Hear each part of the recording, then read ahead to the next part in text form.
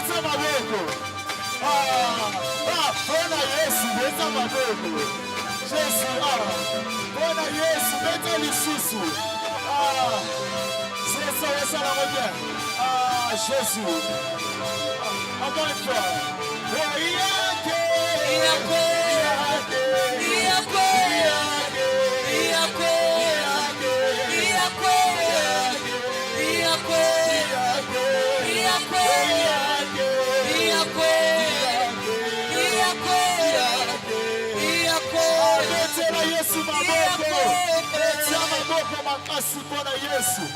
Jésus.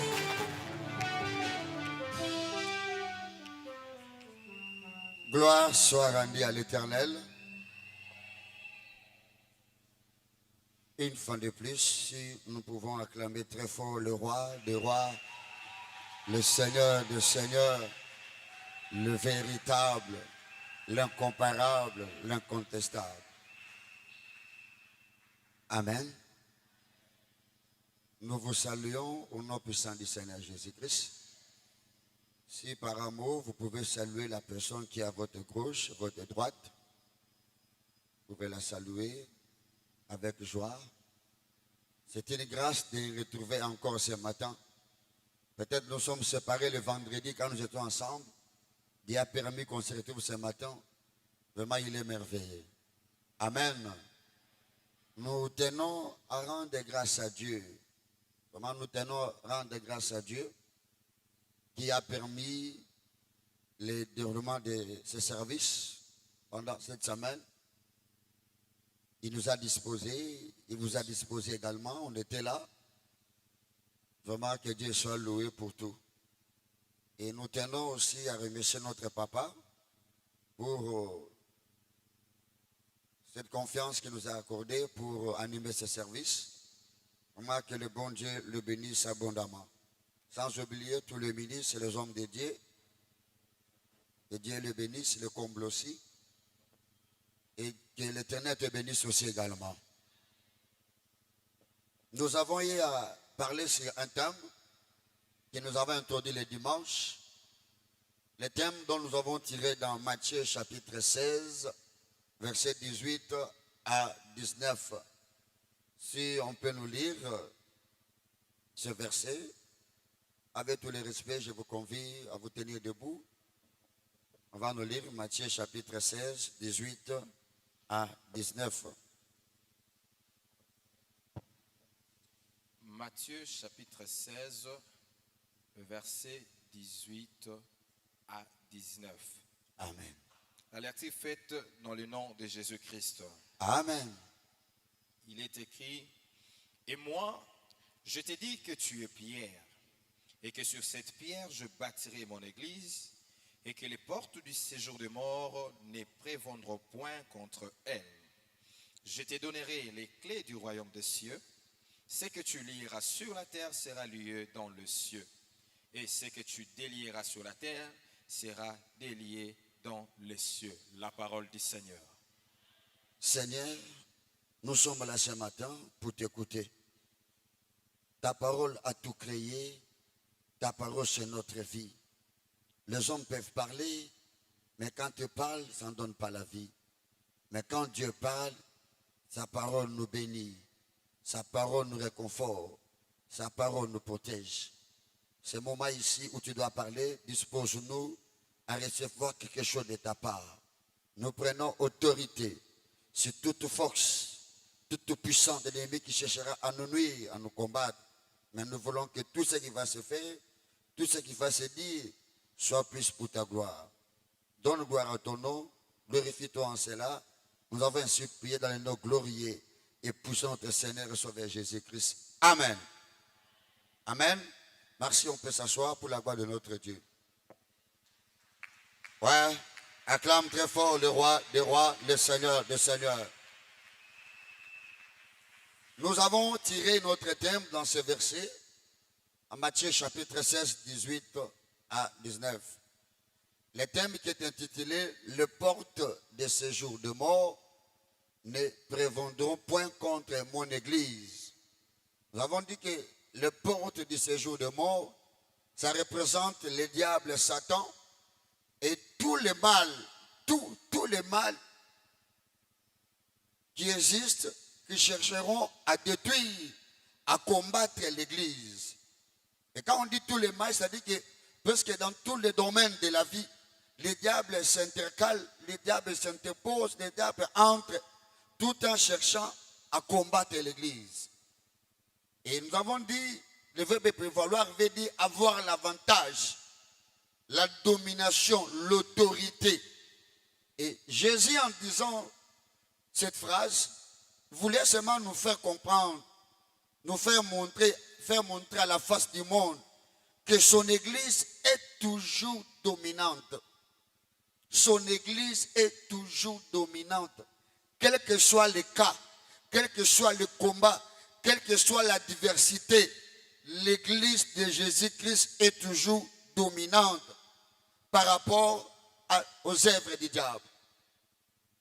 Et nous avons dit que cette Église dont nous parlons n'est pas seulement ce bâtiment où nous nous retrouvons, mais l'Église en question, c'est toi, c'est moi. Amen, amen. Et tel que tu es la bien-aimée, le temps que tu passes sur la terre, le temps que tu es au monde, bien sûr, avec une destination que nous connaissons tous, le royaume des cieux, tu dois être dominant, tu dois être autoritaire, tu dois avoir l'avantage sur tout ce que le diable met au profit pour détruire l'Église. Quel que soit les diables, quel que soit les démons, même les péchés, nous devons dominer. Je crois par la grâce du Saint-Esprit, on a eu à démontrer tout cela pendant la semaine. Amen, amen. Et Dieu nous avait assisté, si je peux me répéter un peu, ne fût-ce que le sous-thème qu'on a exploité. Le mardi, nous avons parlé sur ni l'enchantement, ni la divination ne peuvent rien contre l'Église. Parce que l'Église est toujours dominante.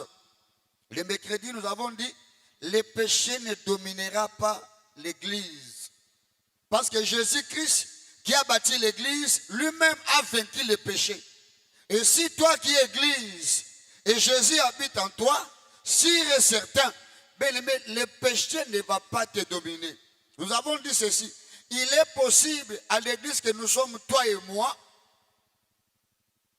de ne pas pécher. C'est possible.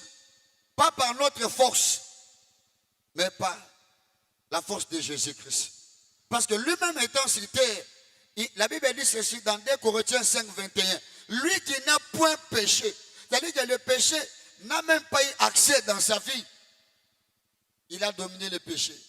Et son église qu'il a bâtie, il a donné aussi, il a conféré des possibilités, des potentialités de vaincre et de dominer aussi le péché.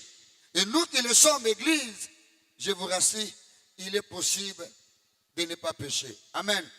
Le jeudi, nous avons parlé sur marcher sur toute la puissance de l'ennemi.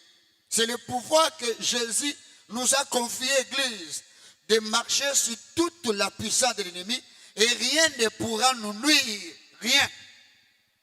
Rien ne pourra nous nuire. Donc Jésus, il a dit, le verset commence par voici. C'est-à-dire que jadis, ça n'existait pas. Les diables étaient dominants. Les diables pouvaient mentir, pouvaient dominer. Mais quand Jésus est venu, il a bâti son église, il a confié une autre dimension en disant voici. Donc il inaugure une chose nouvelle qui n'existait pas. L'église est puissante. L'église est vivante. L'église est capable. L'église en question, c'est toi et moi. Nous avons en nous le pouvoir de marcher. C'est toute la puissance de l'ennemi. Et la Bible dit ceci, et rien ne pourra vous nuire. Il faut que l'Église sache ces réalités-là. L'Église doit connaître la dimension que Jésus le place par rapport aux œuvres du diable. Amen. Et le vendredi, nous avons parlé sur la force de l'Église primitive, un modèle à suivre. On a eu à parler sur l'Église primitive et on a voulu copier ce modèle. Comment était cette église? Comment était la vie de cette église? Et nous aussi, on doit s'identifier à cette église-là. Amen. Et ce dimanche, nous voulons mettre un point virgule par rapport à ce message. Il y avait trop à dire et il y a trop à dire par rapport à ça.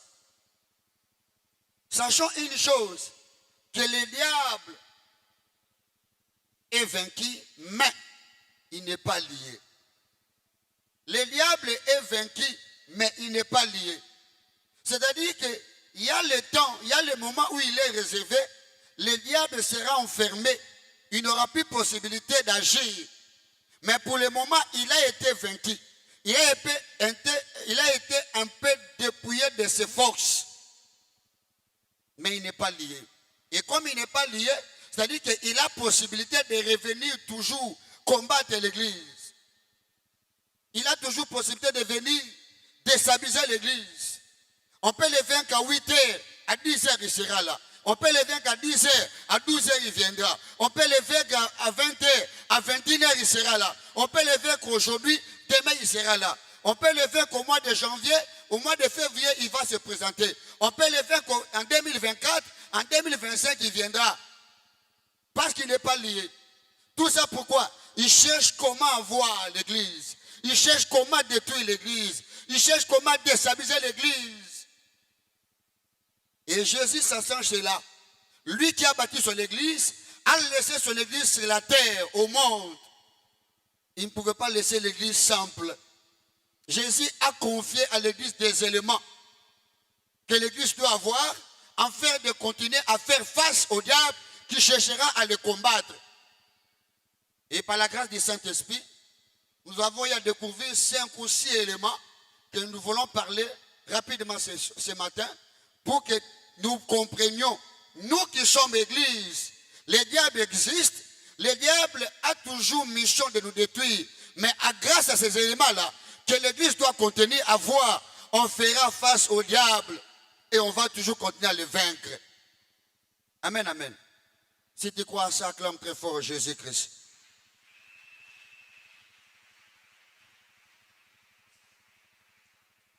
Si tu lis les Écritures dans Luc chapitre 10, le verset 23, Jésus dit ceci.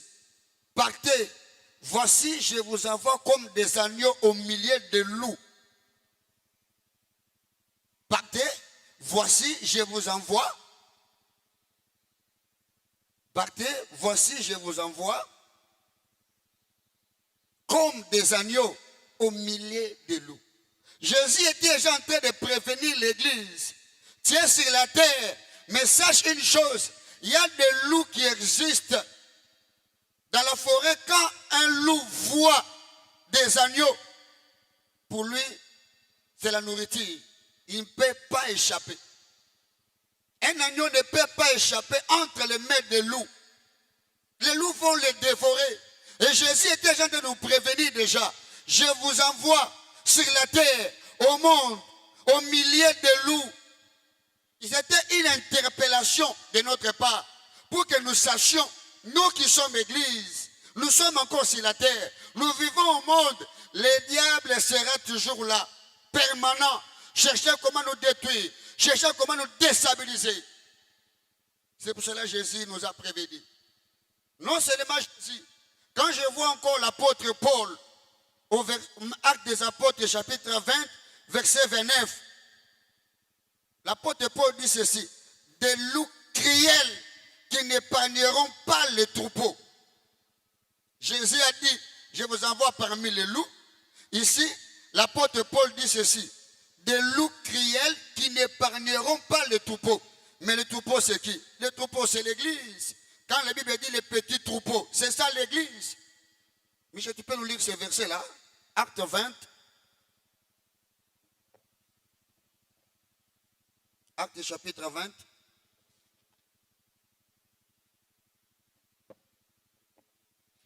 Acte des Apôtres, chapitre 20. Verset 29. Verset 29.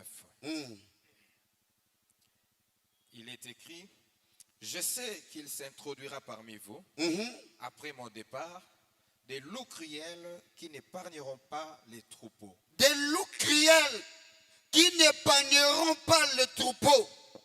Jésus, ici l'apôtre Paul, est aussi en train de nous interpeller que l'église est encore sur la terre. Et comme l'église vit sur la terre, il y a des loups cruels, ils n'épargneront pas les troupeaux. Mais la Bible dit les petits troupeaux, c'est ça l'église. Donc, sachez une chose, tant que nous sommes sur la terre, bien aimé, il y a des loups Le loup là, ça représente quoi? Ça représente les diables. Ça représente tous ces mâles qui se sont ligués contre l'église. Ici, l'apôtre Paul nous interpelle. Mais le message est, la vie chrétienne n'est pas une vie de repos.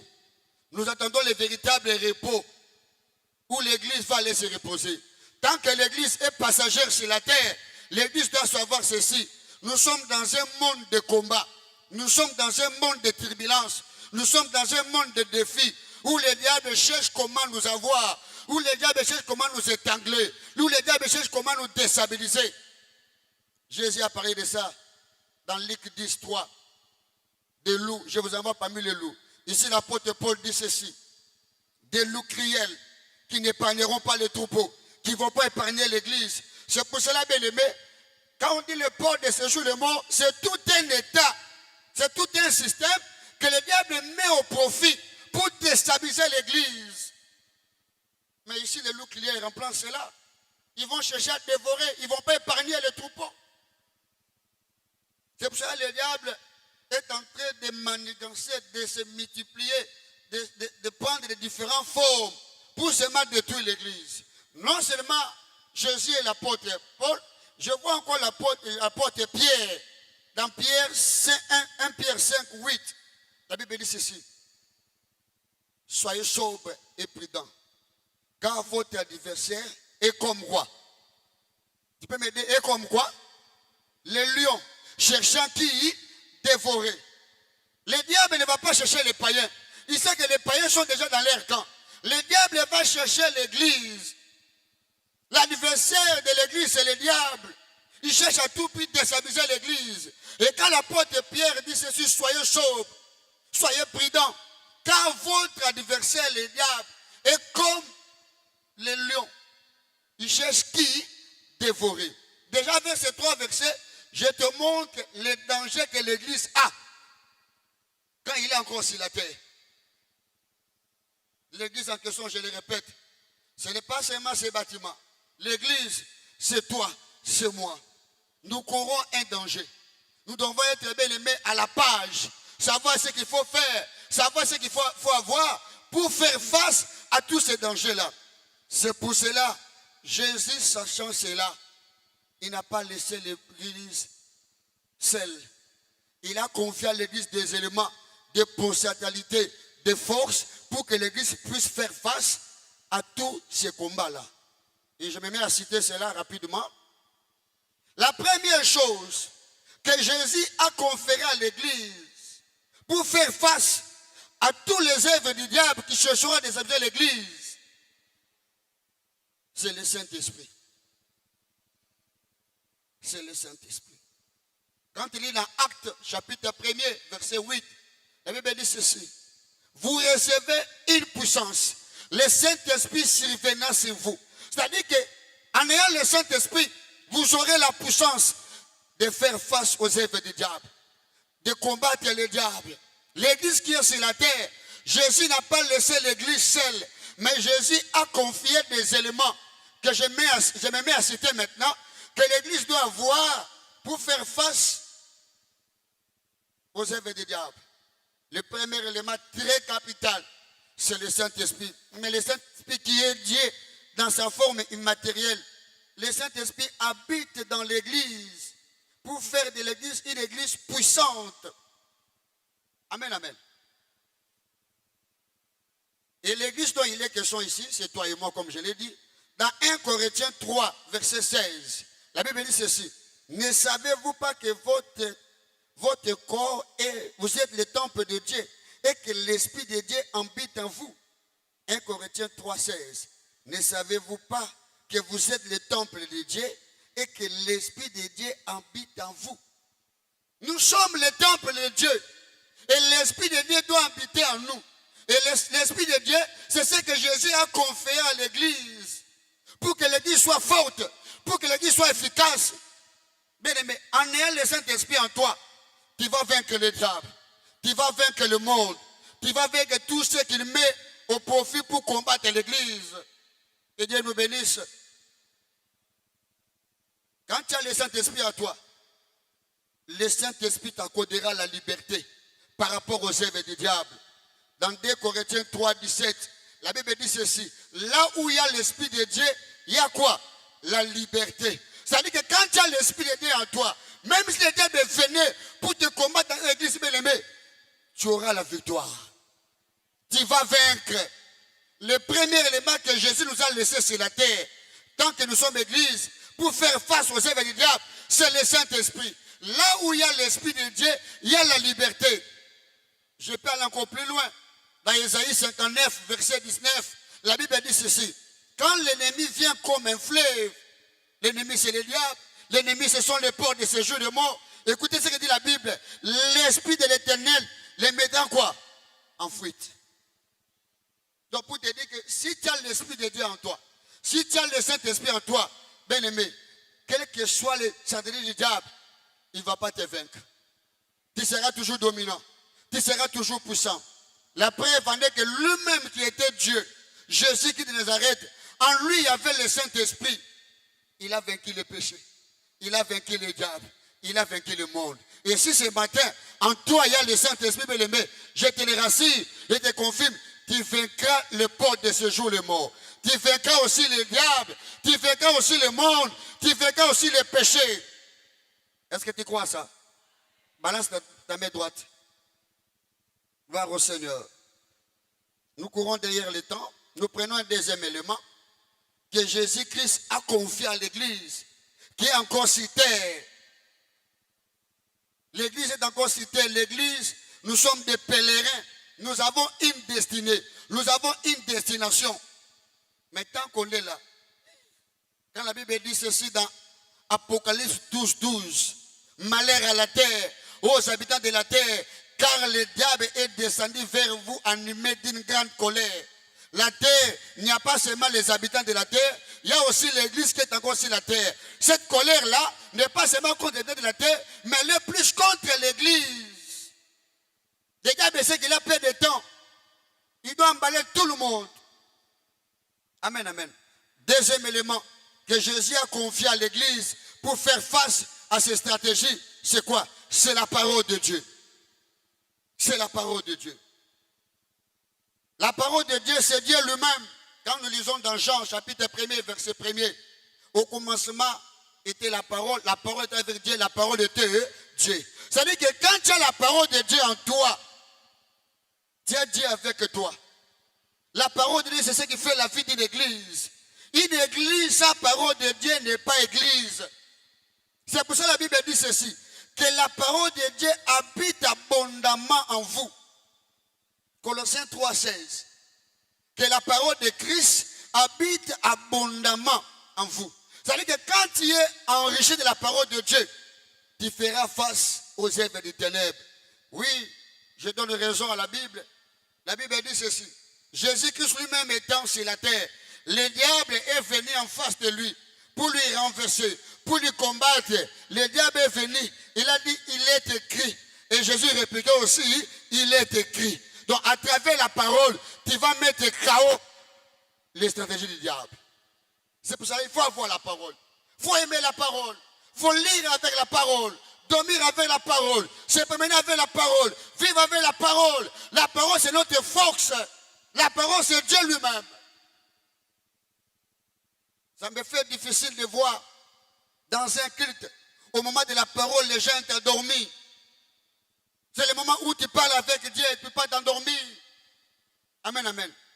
Dans Hébreux chapitre 4, verset 12, la Bible dit ceci. Car la parole de Dieu est vivante et efficace, puisque tranchant qu'une épée a des tranchants. On peut avoir une épée qui a des tranchants. On coupe à gauche, on coupe à droite. On peut dire que cette épée est tranchante. Mais je te dis, la parole de Dieu est plus que cette épée-là. La parole de Dieu est puissante. La parole de Dieu est efficace. La parole de Dieu peut créer. La parole de Dieu peut produire. La parole de Dieu peut tout faire dans ce monde. Et toi qui es église, il faut que la parole de Dieu habite à toi abondamment. Bien-aimé, manque tout, mais ne manque pas la parole de Dieu. Tu peux manquer de l'argent dans ta poche. Mais si tu as la parole peut produire l'argent. Tu peux manquer tout de ta vie. Si tu as la parole va tout te donner. La parole a tout créé. La parole a créé les choses visibles et invisibles. Et la parole, c'est Dieu lui-même. Amen, amen. Et quand je vais en psaume chez David, psaume 107, verset 19 à 20, la Bible dit ceci: dans leur détresse, ils crièrent à l'Éternel. L'Éternel a envoyé quoi?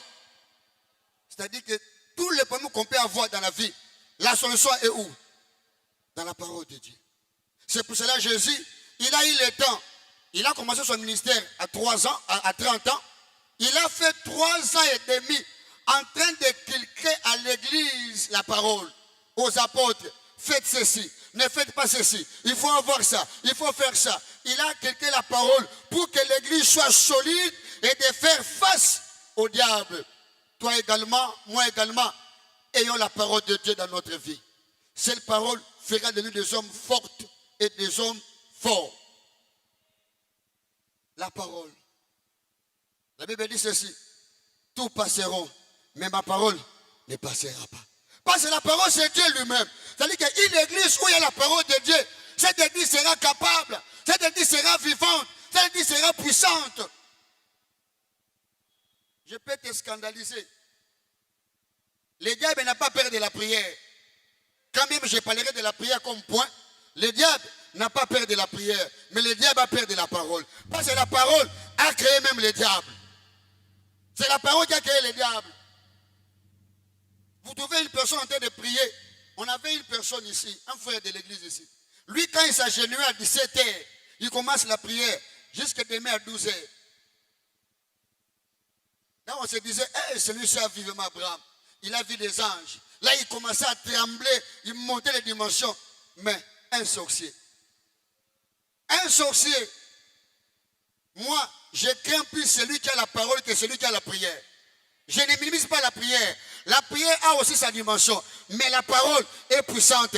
La parole est vivante. La parole est au-dessus de toutes choses. La parole, c'est Dieu lui-même. C'est Dieu lui-même. Mais la Bible dit que dans leur détresse, ils crièrent à l'Éternel. Au lieu que l'Éternel vienne, il a envoyé quoi? La parole est dominante. La parole est puissante. L'église où il y a la parole de Dieu, cette église sera puissante et dominante. Et ce matin, l'église est ici. L'église là est ici dans cette salle. Si réellement tu es église, acclame encore le roi. Acclame le Seigneur des Seigneurs. Gloire à toi, Jésus. Gloire à toi, Jésus.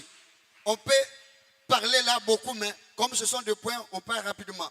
Troisième élément que Christ a conféré à l'église pour faire face aux œuvres du diable qui sont le port de ce jour de mort, c'est quoi? L'amour. L'amour. Un élément capital. Pourquoi l'amour? Parce que la Bible dit ceci: Dieu lui-même est amour. Dieu est amour. 1 Jean 4, 16. L'amour joue un rôle très important dans la vie de l'église. À une question posée à Jésus: quelle est la plus grande loi de la vie chrétienne, de la chose de Dieu? Jésus a répondu ici: tu aimeras ton Dieu de tout ton cœur, de toute ton âme et de toutes tes pensées. Et celui qui lui est semblable, tu aimeras encore aussi ton prochain. C'est-à-dire que quand il y a l'amour, le diable n'aura pas accès. Le diable cherche quoi? Dès que nous sommes ici, nous sommes une famille. Il va chercher à mettre la haine, qu'il y ait discussion, qu'il y ait séparation entre nous, pour qu'on ne soit pas unis. C'est pour cela, Jésus s'assoit là, il a laissé à l'église l'amour. Bien aimé, que l'amour vive dans notre vie, que l'amour naisse dans notre vie. Une église où il n'y a pas l'amour, c'est une église morte. Parce que Dieu lui-même est amour. Son amour, il a manifesté là.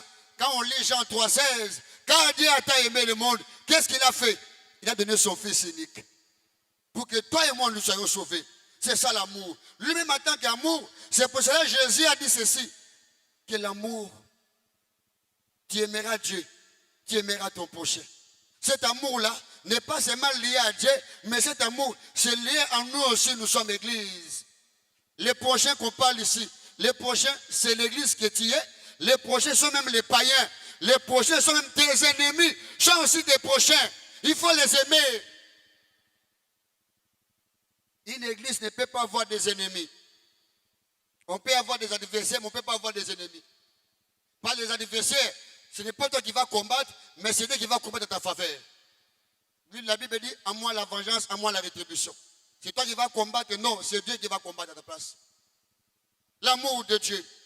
Il faut avoir l'amour, l'amour du prochain.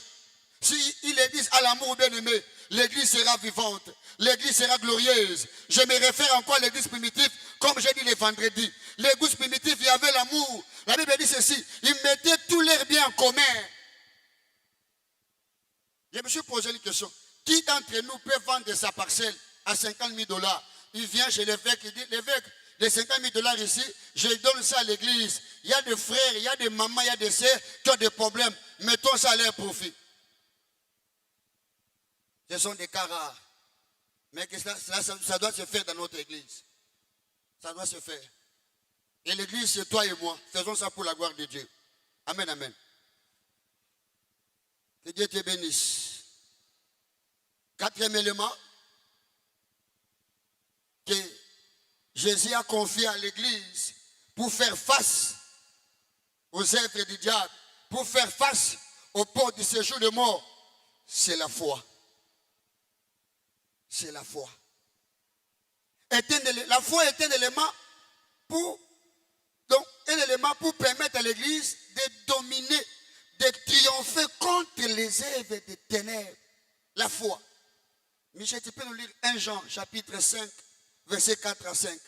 Écoutez un peu ce que la Bible dit.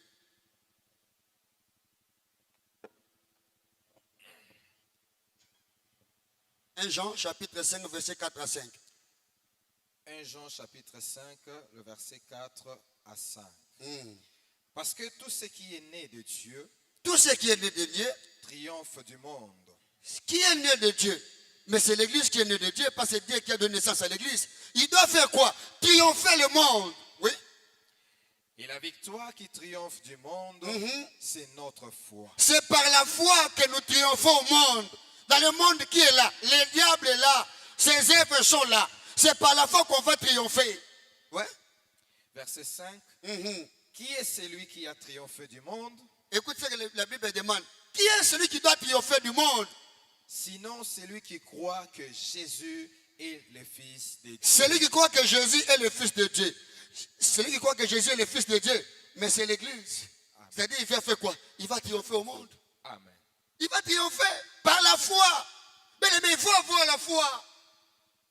Il faut avoir la foi. La foi consiste en quoi? La foi consiste que tu puisses croire que Dieu existe. Là, je suis dans Hébreux 11, 6. Or, sans la foi, il est impossible de lui être agréable. Car il faut que celui qui s'approche de Dieu croit que Dieu existe. Maman, Dieu existe. Papa, je vous dis que Dieu existe. Il faut croire. Toute église doit croire que Dieu existe. Tel que tu es là, tu n'es pas seul. Même si de tes yeux physiques, tu ne vois pas ce Dieu là physiquement, mais spirituellement, il est là. Il est avec toi.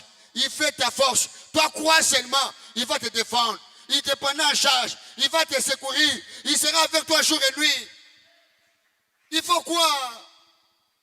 Ce dernier temps, il a pris la foi parmi nous les chrétiens. Tout ça pourquoi? À cause de la situation que nous subissons dans notre vie. Parce que tu manques le travail. Parce que tu manques l'argent. Parce que tu manques les moyens. Parce que tu as des problèmes. Église, je te dis, Dieu existe. Dieu est capable. Dieu est puissant. Dieu est tout puissant. Je te le confirme ce matin. Et la foi. Avec la foi, tu vas vaincre le monde. Avec la foi, tu vas vaincre les diables. Est-ce que ce matin, il y a des hommes et des femmes de foi dans cette salle? Est-ce qu'il y a une personne qui a la foi? Il peut très fort acclamer le roi des rois. Acclame très fort le roi des rois. Bien-aimé, aie la foi en toi. Aie la foi en toi. Amen, amen. Je déclare ceci. Il est dimanche le 14 juillet. La journée a commencé. La Bible dit ceci. Dieu renouvelle ses bontés chaque matin. C'est-à-dire que par rapport au 14 juillet, il y a des gens que Dieu va bénir. Il y a des dieux que Dieu va guérir. Il y a des dieux que Dieu va secourir. Est-ce qu'ils sont dans cette salle ici? Ils peuvent se manifester ce matin. Ils peuvent se manifester. Laisse que foi guérisse. Laisse que ta foi te guérisse ce matin. Laisse que ta foi te guérisse. Bien-aimé, Dieu existe. Je te dis que Dieu existe. Si chez toi, moi je te le dis, Dieu existe. Ne crains rien. Il est 8 heures. À 9 heures, qu'il te fasse du bien. À 10 heures, qu'il te bénisse. À 12 heures, qu'il t'ouvre un chemin. À 12 heures, qu'il t'ouvre les choses. À 17 heures, qu'il te bénisse. À 20 heures, qu'il fasse des miracles. À 23 heures, qu'il se lève. À 23h59, que Dieu se lève dans ta vie. Ne crains rien. Dieu existe. Bien-aimé, la force de l'église croit que Dieu existe. Un Américain se dit fier d'être Américain. Pourquoi? Il sait que leur armée est l'armée la plus forte au monde. C'est ça, non? C'est ça. Un Américain fier d'être Américain. Nous avons une armée terrible. Nous avons des armes sophistiquées. Les armes nucléaires nous sommes bien protégés. Ils sont fiers d'être Américains. Ils vont se retrouver au Congo. On va les protéger. En Afrique, on les protégera. Mais je viens te dire, l'église est plus qu'un Américain. L'église est plus qu'un russe. L'église est plus qu'un Français. Parce que l'église a l'armée la plus puissante au monde. A l'armée la plus intelligente au monde. Amen, amen. Géasi a vu ça. Quand on l'a ouvert les yeux, il a vu l'armée, il s'est incliné. Et cette armée-là te protège. Cette armée-là est avec toi jour et nuit. Ne crains rien. Et c'est ma foi que Dieu existe. Et comme Dieu existe, personne ne va te toucher. Personne ne va t'avoir. C'est que je dis ceci. Dans ta famille, sois la tête. Dans ton quartier, sois la tête. Là où tu travailles, sois la tête. Dans tes études, sois la tête. Parce que tu as Dieu avec toi. Bien aimé, Dieu existe. Crois que Dieu existe. Ta vie dépend de Dieu. Ta vie ne dépend pas des études, ni de ton travail, ni ta santé, ni ton épouse, ni ton mari, ni tes enfants, ni tes parents. Mais ta vie dépend de Dieu. Gloire au Seigneur. 5e élément, nous tendons vers la fin déjà. La prière. Je n'ai pas dénigré la prière. Je n'ai pas minimisé la prière. Mais par rapport au niveau, j'ai dit ceci, la parole est plus que la prière. Mais la prière aussi est un élément capital. L'église doit être en communication avec son Dieu. Avec son baptiseur, qui est Jésus-Christ. Et l'un des moyens dont l'église utilise pour être avec son baptiseur Jésus, c'est quoi? C'est la prière. C'est la prière. Amen, amen. La Bible dit ceci dans Matthieu 21, verset 13. Il leur dit, il est écrit, ma maison sera appelée une maison. Donc si tu es église, tu dois être une maison de prière. Une prière permanente. Pas une prière à compte-goutte. Tu fais la prière aujourd'hui, demain tu t'excuses. Lendemain tu reviens. Quand je dis la prière, ce n'est pas venir au culte. Il y a une différence. Où on a que prière. Il y a qu'à prier, mais on vient où? Au culte. C'est au culte qu'on passe à la prière. Et quand on dit que la prière, ça dit que tout chrétien doit avoir la vie de prière. Partout où il se trouve, il doit prier. C'est un élément capital que Christ a confié à l'église. Celui qui prie est capable de tout. Il faut prier, il faut prier. C'est pour cela dans 1 Thessaloniciens 5, 17, la Bible dit ceci, priez sans cesse. Priez sans cesse. Ne te fatigue pas. La nuit, il faut prier. Jésus-Christ lui-même qui est Dieu, il devait sauver le monde. La Bible dit ceci. Il passait toutes ses... Dans quoi? Dans la prière. Dans la prière. Ça ne peut pas se comprendre. Ça ne peut pas se concevoir. Une église que nous sommes. Passer toute une nuit sans même prier. Ça peut se faire aujourd'hui, on se sent fatigué. Demain, non, il faut se lever. Laisse que ce matin, que le Dieu Tout-Puissant réactive cette vie de prière dans la vie de tout le monde. Que cette vie-là soit réactivée, soit réanimée, bien aimé. Que tu sois une église de prière.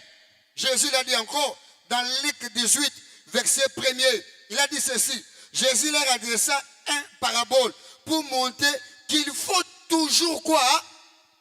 Prier.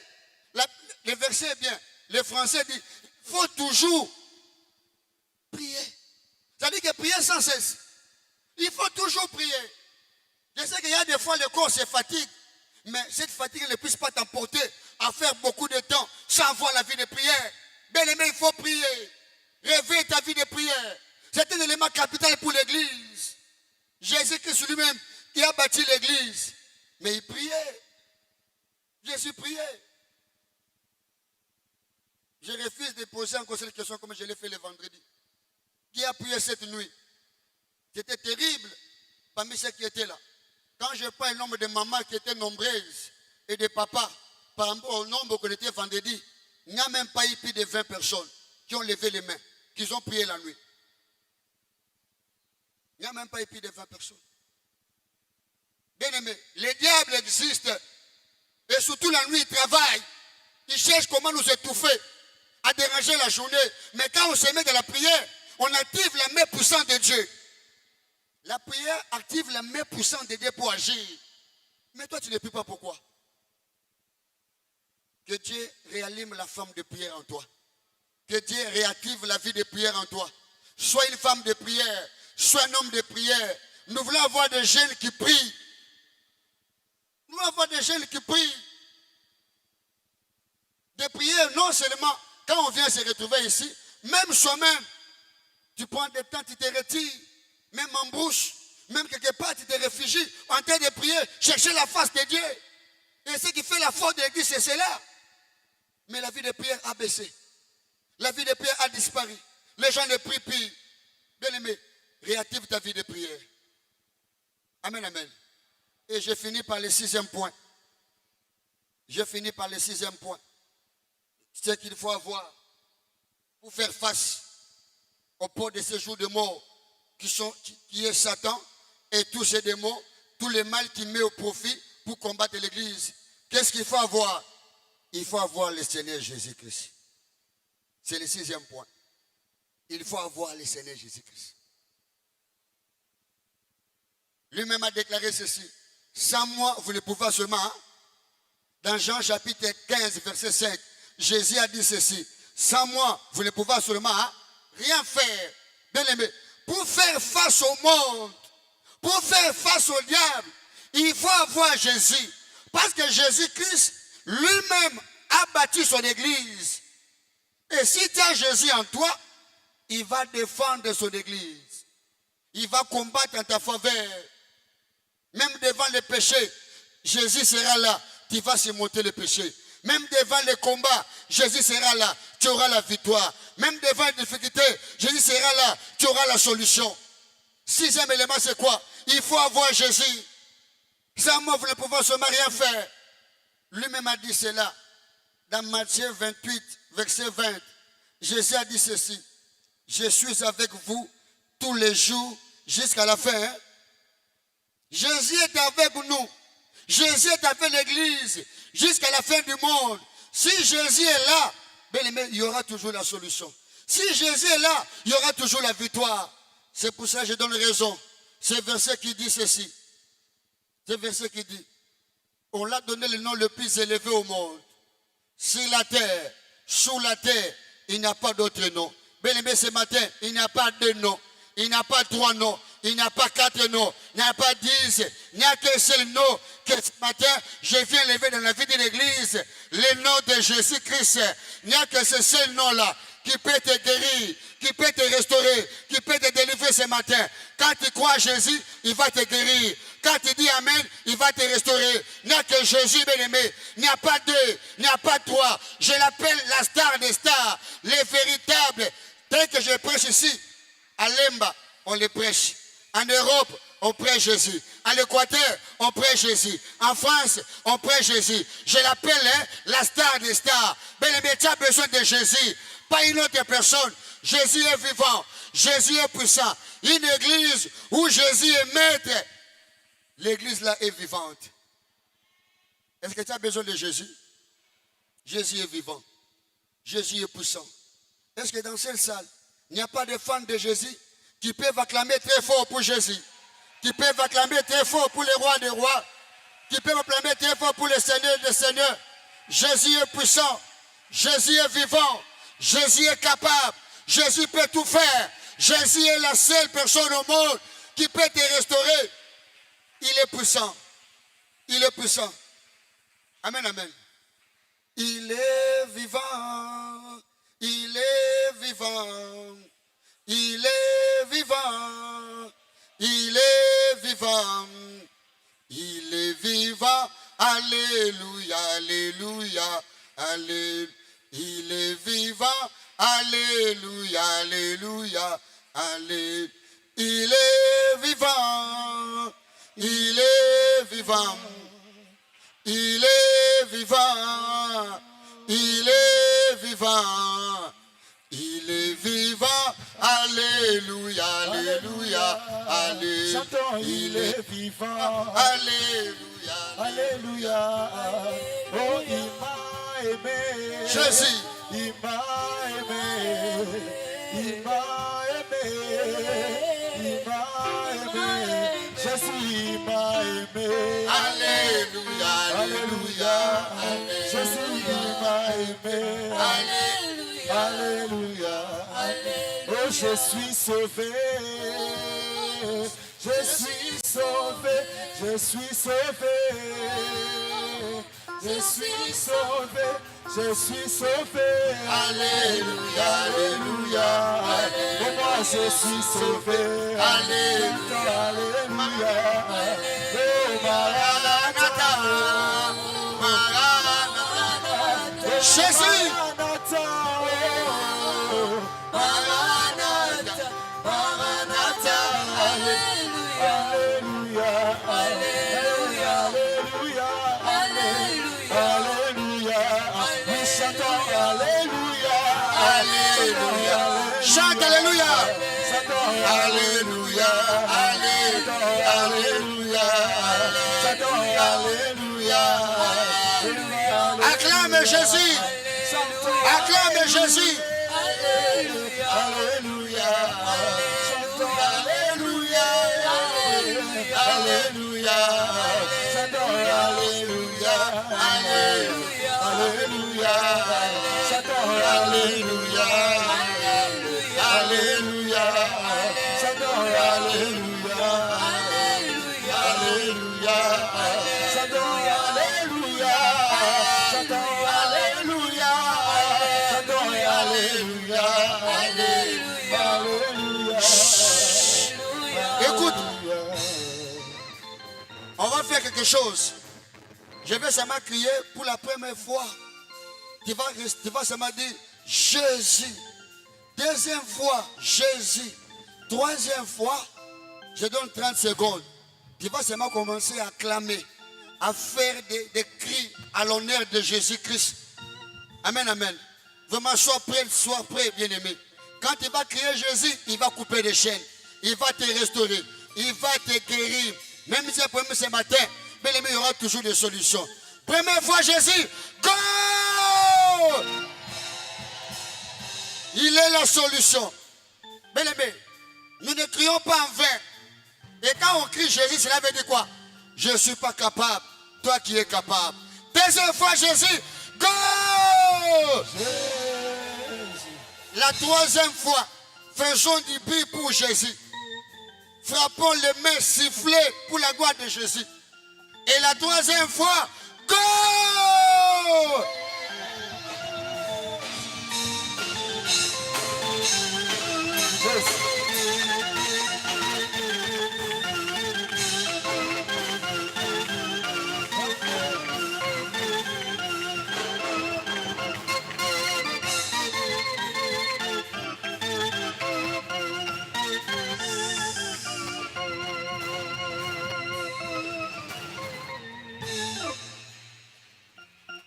Est-ce que Dieu peut te bénir? Ah, t'es dans le côté. Est-ce que le Seigneur peut te bénir? En tout cas,